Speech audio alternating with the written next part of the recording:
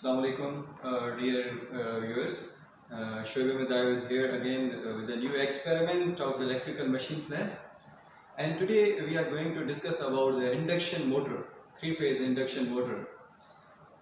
Please don't recall the concept of the Three Idiot movie that working of the three-phase induction motor, good. No. Here we are going to perform the real and the live experiment of the three-phase induction motor.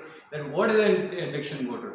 Actually, the induction motor is the device or machine which is used to convert electrical energy into the mechanical energy. Means the motor the electrical energy is being provided to the electrical motor to the motor, and that rotate the torque is produced, and that will produce the mechanical energy, and some mechanical loads are going to be connected with that motor.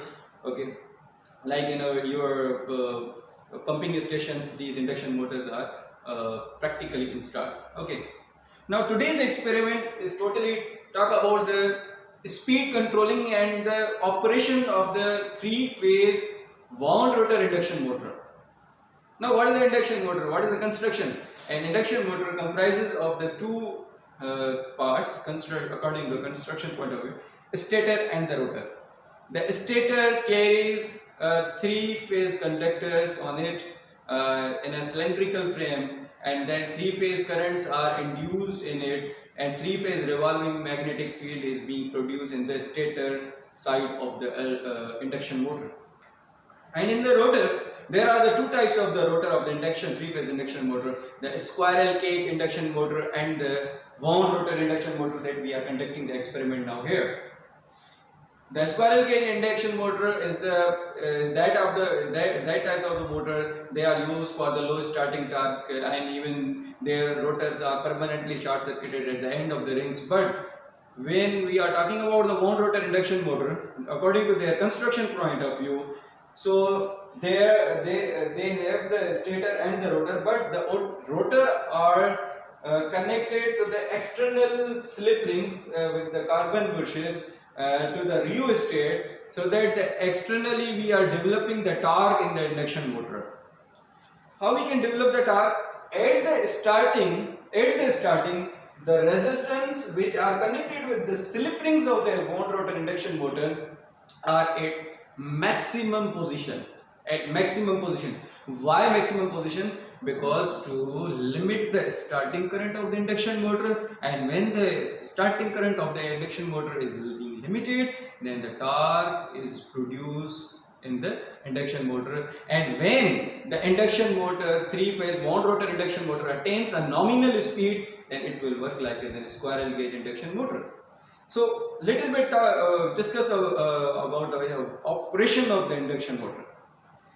The stator is being energized from the three-phase supply, and the three-phase revolving magnetic field has been established. According to that, Ns is equal to 120 F over P.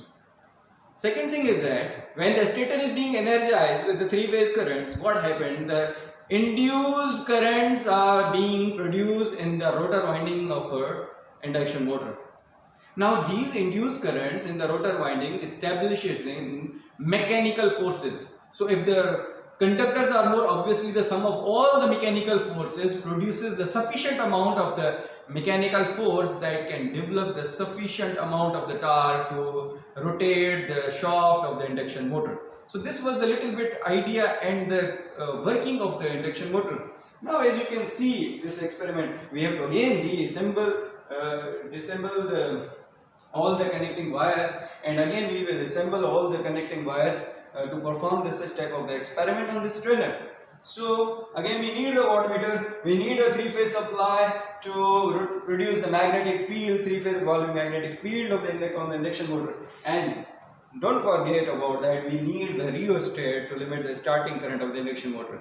So we are going to pull out all the wires, and again we have to perform the experiment.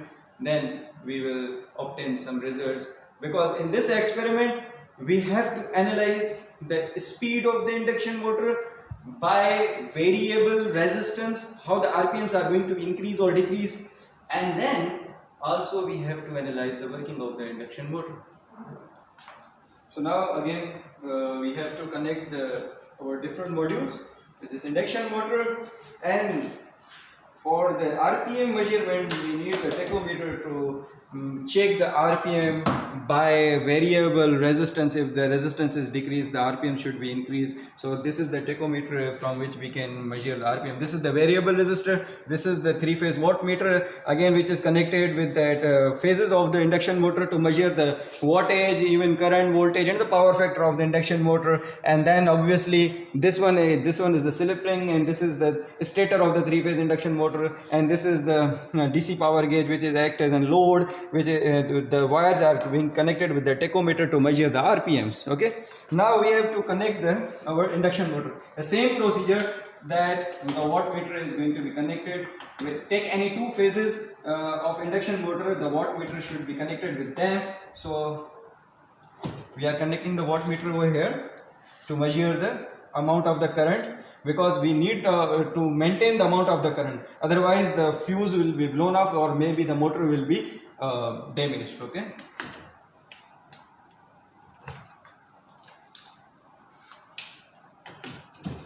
so U is connected with this U, and another, we are going to show these terminals. Already you know that there are the two coils in the wattmeter, the current coil and the potential pressure coil, or the potential coil we can say.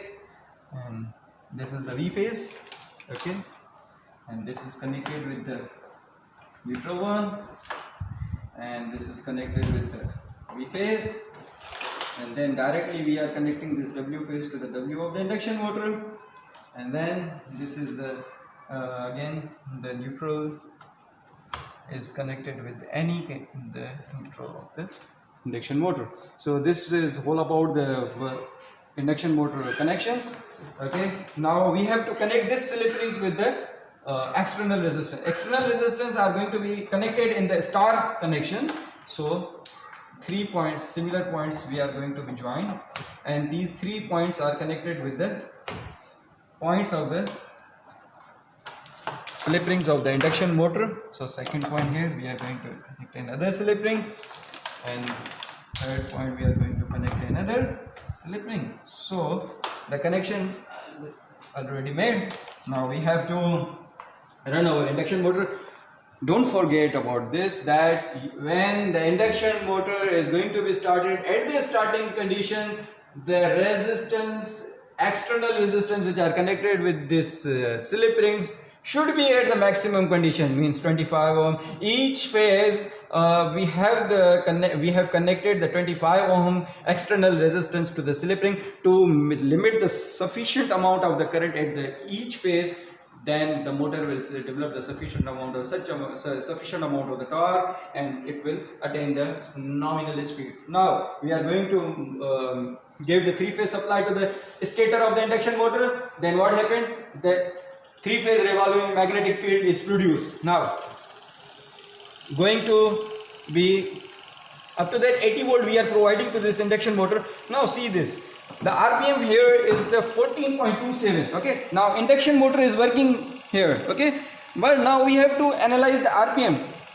Each phase now is at the 25 ohm, and current you are observing 0.82 or 0.79. Okay, now at the each phase decrease the resistance and check the RPM whether it is increasing or decreasing. Obviously when the starting resistance are going to be decreased, the RPM will increase. Okay, so we are putting on this, so you can see 14.52. again we are decreasing on the 15, each phase on the 15 ohm. You can see 14.76 means this condition, this theoretical concept has been proved, that when the starting resistance are going to be lower one, it also increases the speed. And even now if we are making the resistance at the zero condition, now this is thing that induction motor is already working, because now this induction motor, 3-phase wound rotor induction motor work is in squirrel cage induction motor. because now if these external resistance are at zero position, don't you worry about that, because our current starting current has been limited and our now motor squirrel our wound rotor induction motor now working as a squirrel cage induction motor. And from this experiment we have already analyzed the two things: the operation of the three-phase wound rotor induction motor, and even though we have controlling or changing, decreasing or increasing the speed of the induction motor with the help of the external rheostat which is connected with the slip rings of the three-phase wound rotor induction motor. This was the whole experiment of the three-phase wound rotor induction motor, in which we have discussed the operation of the three-phase wound rotor induction motor, and also we have proved how speed is going to be increased or decreased in this experiment. And at the last, please don't forget to subscribe my channel and press the bell icon button for the more related videos related to this electrical machines lab and even the electrical engineering. Thank you very much for your cooperation.